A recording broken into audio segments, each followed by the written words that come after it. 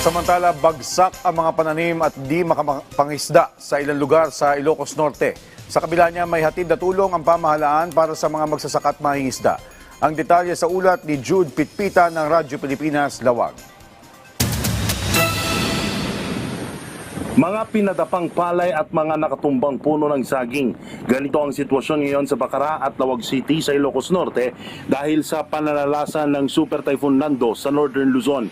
Pero hindi lamang ang mga magsasaka sa lalawigan ang problemado ngayon dahil ilang araw na ring hindi nakakapalaot ang mga mangingisda dahil sa matataas na alon dulot ng bagyo.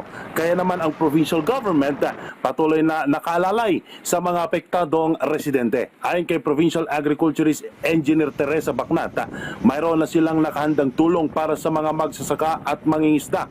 Kabilang sa mga tulong na kanilang binibigay ay ang mga binhi sa mga irrigated areas at mga gulay naman para sa rain-fed areas. Habang ang mga mangingisda naman, mabibigyan ng relief packs at mga gamit sa pangingisda kung nasira ng bagyo ang mga gamit nila. Kaugnay niyan, maaari pang mag-apply ng indemnity claims ang mga magsasaka gamit ang kanilang libreng insurance sa Philippine Crop Insurance Corporation. Ito ay alinsunod sa mandato ni President Ferdinand R. Marcos Jr.